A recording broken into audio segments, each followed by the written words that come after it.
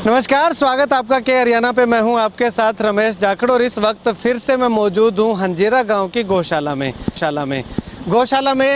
मुद्दा बताऊंगा उससे पहले मैं आपको तस्वीर दिखाना चाहूँगा कि गायों की जो देखभाल है वो किस तरीके से होती है। यहाँ पे देखिएगा गोवंश जो है वो आराम से शांति से कुछ बैठा है कुछ खड़ा है और उनके ऊपर जो है वो पंखे चल रहे हैं। ये शेड लगा रखा है और ये शेड जो लगाया हुआ है ये ज़मीन वो ज़मीन है जो पंचायत ने रेजुलेशन डाल करके और इस गौशाला को दी थी। इससे पहले वीडियो साहब से बातचीत की थी मैंने कि ये गौशाला के पास ज़मीन जो है वो लीगल है या इलीगल है, पंचायत ने जो रेजुलेशन डाल करके दी है या नहीं दी। तो वो वीडियो साहब का कहना था कि जांच कर रहे हैं, जांच के बाद रिकॉर्ड खंगालने के बाद बताएंगे। तो चलिए अब पूरे कागज़ जो है वो चेक करने का समय आ गया है। गौशाला कमेटी के प्रधान जो है वो हमारे साथ मौजूद हैं। ये हमें एक एक कागज़ जो है वो गौशाला को ज़मीन कैसे दी, कब दी और कितनी ज़मीन दी, और ये जो शेड का निर्माण जो यहाँ पे करवाया जा रहा है ये देखिएगा आप, ये शेड का निर्माण जो है वो एकदम से अचानक से किया गया है। तो क्यों किया गया है, इसके पीछे रीज़न क्या है, वो सारी बातें भी जो है आज खुल करके सारी परतें जो है वो खुलेंगी। उससे पहले मैं आपको एक बार इस तरफ तस्वीरें दिखाना चाहूँगा। ये खेत जो मैंने आपको पीछे दिखाया था ये ट्यूबवेल लगे हुए जिसमें आरोप लगे थे कि ये ट्यूबवेल जो है वो दूसरे लोगों के है, लेकिन यहाँ पे आकर के पता चला गौशाला कमेटी के जो प्रधान है उन्होंने बताया कि ये ट्यूबवेल और आगे का जो ट्यूबवेल मैंने आपको दिखाया था ये दोनों गौशाला के ही ट्यूबवेल हैं, ना कि किसी और के ट्यूबवेल हैं। और इसके अलावा ये 4 एकड़ जगह शायद ये है, 4 एकड़ जगह जो ये गौशाला की ज़मीन है और गौशाला की जगह के अंदर जो है यहाँ पे बाजरा की फसल जो है बो रखी है और वो गौशाला के खेतों की सिंचाई करने के लिए इन ट्यूबवेल का प्रयोग किया जाता है, ना कि किसी तरह से किराए पे इनको चलाया जाता है, इनका पानी बेचा जाता है। चलिए अब प्रधान जी मेरे साथ मौजूद है। प्रधान जी शुरू से बताइएगा कि ये गौशाला के पास ज़मीन कब आई, कैसे आई, रेजुलेशन कब डाला गया पूरी। ये गौशाला की ज़मीन हमारे पास 2017 में रेजुलेशन पास किया पंचायत ने। अच्छा। और हमने ये 2017 में ग्राम पंचायत ने प्रस्ताव पास किया था। अच्छा।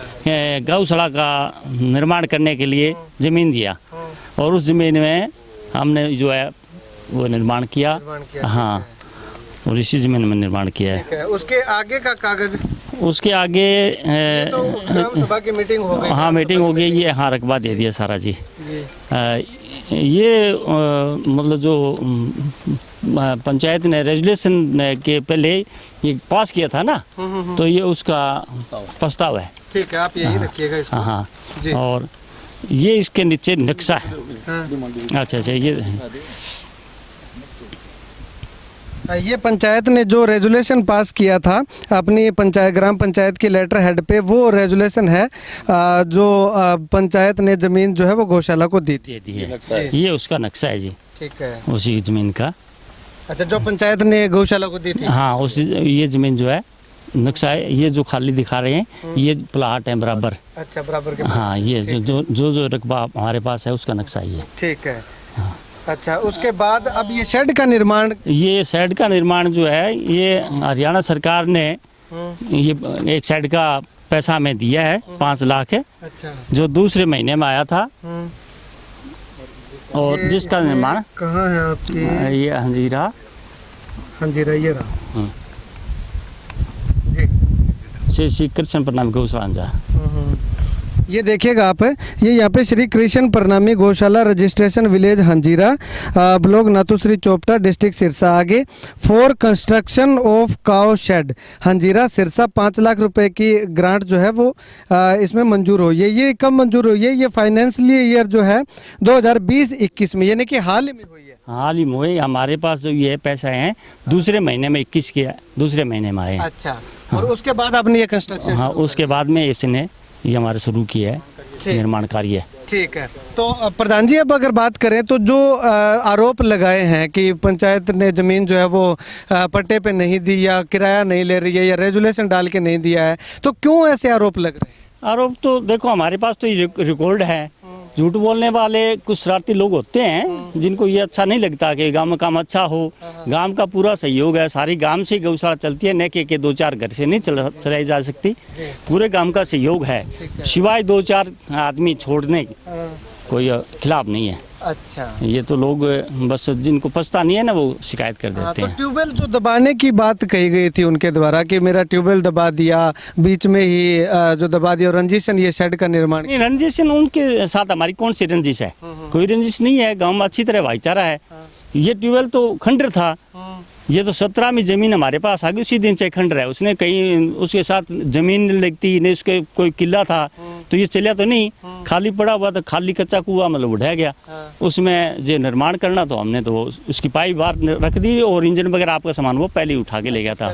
हाँ, उससे पहले हमने मांगे भी था ट्यूबवेल के, वो जे हम आपको पैसे दे देते हैं और ये ट्यूबवेल हम रख लेते हैं, भाई गौशाला में चलाने में काम आएगा। ठीक है। पर वो इस पर वो सहमत नहीं हुए और अपना इंजन ले गए। ठीक है। हाँ, और उसकी नाड़ थी वो हमने काट के रख दी ताकि निर्माण कार्य आसान हो उसके। ठीक है, चलिए शुक्रिया प्रधान जी बातचीत के लिए। तो यहाँ पे गौशाला के प्रधान जी ने पूरे कागज़ जो है वो हमें दिखाए, और यहाँ पे ये नक्शा जो है वो ग्राम पंचायत ने जो दिया था, ज़मीन जो गौशाला को दी थी, वो नक्शा यहाँ पे दे रखा है कि कौन कौन सा किला नंबर है, मुरब्बा नंबर है, पूरा नक्शा जो है यहाँ पे बनाया हुआ है। अगर मैं आपको थोड़ा विस्तार से बताना चाहूँ तो सबसे पहले ये पंचायत ने जो रेजुलेशन डाला था, ग्राम सभा की जो मीटिंग हुई थी, उस मीटिंग में ये फैसला किया गया कि गांव के अंदर गौशाला बनानी है और गौशाला के लिए जो ज़मीन की आवश्यकता है, तो ग्राम पंचायत ने 10 एकड़ भूमि जो है वो गौशाला को दान करने के लिए, ये मुरब्बा नंबर 106 के किला नंबर कुछ ये है, और ये किला नंबर जो है ये गौशाला को दान करने का फैसला किया। और उसके बाद क्योंकि रेजुलेशन डालना होता है, तो ये रेजुलेशन जो है वो ग्राम पंचायत ने 26/1/2017 को ये रेजुलेशन डाला कि मुरब्बा नंबर 106 के किला नंबर 4 8 कनाल और किला नंबर 5 की 8 कनाल, 6 की 8 कनाल, ऐसे करके ये मान लो 22 किला नंबर तक बीच बीच में जो है ये 10-11 एकड़ भूमि बनती है, जो कि पंचायत ने गौशाला को जो है वो दान दे दी। अच्छा, उसके बाद की अगर मैं बात करूं तो एक कागज़ और मेरे पास है। ये ग्राम पंचायत ने अब हाल ही में 2/2/2021 को ये 10 एकड़ और जो है वो जगह जो है वो मुरब्बा नंबर 105 में से ये किला नंबर 6 7 8 9 10 1 2 3 4 और 11 और 12 ये जो है ये ज़मीन जो है वो और दान की है पंचायत ने गौशाला को। और ये शेड का निर्माण जो है वो एकदम से ऐसे किया गया है क्योंकि पहले कोई विचार नहीं था, गौशाला के पास इतना पैसा नहीं था। ये मैंने आपको कागज़ पहले दिखाए कि ये देखिएगा विलेज हंजीरा में ये इन्होंने जो लिस्ट मंगवा रखी है, ये कंस्ट्रक्शन फॉर काउ शेड का है, 5 लाख रुपए आया है, और ये जो है 2021 में आया है, 20-21 फाइनेंशियल ईयर जो है उसमें आया है। तो ऐसे में ये पूरे पुख्ता रिपोर्ट, पूरे पुख्ता कागज़ जो है वो लेकर के गौशाला कमेटी के सदस्य जो हैं वो आज फिर से कैमरा के सामने आए हैं। इससे पहले मैंने आपको बताया था कि बीडीओ साहब से मैंने बात की थी, क्योंकि सरपंच के पास चार्ज नहीं था, गौशाला के प्रधान यहाँ पे मौजूद नहीं थे, तो उसके बाद सोचा कि क्यों न एक बार फिर से जा करके आपको कागज़ दिखाए जाए, पूरी सच्चाई बताई जाए कि आखिर क्या है। तो ये सच्चाई जानने के लिए मैं यहाँ पे पहुँचा और आकर के देखा तो मुझे लगा लगभग ये लगा कि जो आरोप गौशाला पे लगे हैं वो लगभग जो है वो बेबुनियाद हैं। खैर, आने वाले समय में इसकी जाँच जो है वो जारी है, जाँच में जो तथ्य सामने आएंगे, क्योंकि कागज़ों के आधार पर ही जाँच होनी है, तो जाँच के जो कागज़ जो है वो लगभग मैंने आपके सामने प्रस्तुत कर दिए हैं। तो ऐसे में अब आप कमेंट करके बताइएगा कि कौन सही है कौन गलत है। फिलहाल जो ट्यूबवेल जो लगे हुए हैं वो गौशाला की खुद की ज़मीन में लगे हुए हैं। गौशाला के पास 20 एकड़ ज़मीन जो है वो अब फिलहाल हो चुकी है, जिसमें से 10 एकड़ जगह के अंदर जो हरा चारा पशुओं के लिए बोया जाता है, और 10 एकड़ में हो सकता है कोई फसल बो ली हो, क्योंकि यहाँ पे बाजरा की फसल जो बो रखी है और नरमा की फसल भी हो सकता है बो ली हो। लेकिन उसमें ये होता है कि गौशाला को फाइनेंशियली स्थिति मजबूत करने के लिए भी नरमा की फसल जो है वो बोई जा सकती है कि 10 पैसे अगर गौशाला के पास आ जाएंगे तो उसके बाद उसमें जो है तरह तरह के शेड का निर्माण किया जा सकता है, या पशुओं के लिए खल बिनोला या और कुछ खाद्य चीज़ें जो लाने की ज़रूरत होती है तो उससे वो लाया जा सके। खैर, ये गौशाला का इंटरनल मैटर है कि आखिर गौशाला को दी गई ज़मीन में क्या कुछ बोया जाता है, क्या नहीं बोया जाता, लेकिन प्राथमिक तौर पर यह ज़रूरी रहता है कि गौशाला की ज़मीन में गौओं के लिए पर्याप्त मात्रा में हरा चारा जो है वो होना चाहिए। पर्याप्त मात्रा में हरा चारा होने के बाद जो गौशाला कुछ भी कर सकती है सिवाय बेचने के, उसमें फसल भी बो सकती है, ये गौशाला पे डिपेंड करता है। तो खैर, आप इस बारे में क्या कुछ कहना चाहेंगे? चलिए अब प्रधान जी से एक सवाल का और जान भी लेते हैं। प्रधान जी, नरमा बोया हुआ है आपने?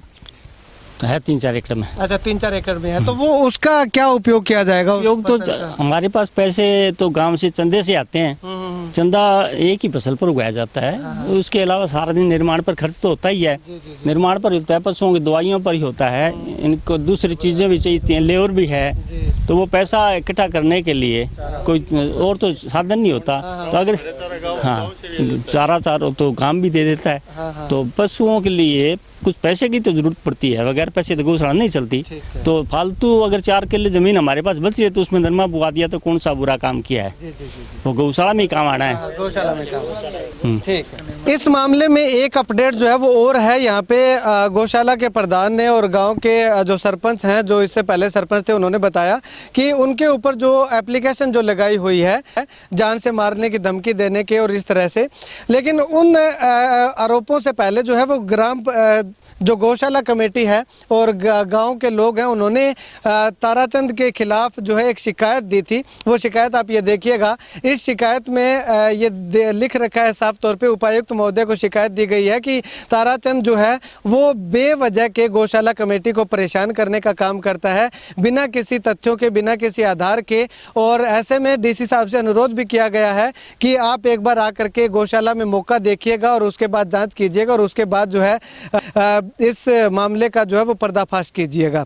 तो ये तस्वीरें आप ये देखिएगा, इसमें जो है वो शिकायत है जो ताराचंद ने गौशाला कमेटी के खिलाफ दे रखी है।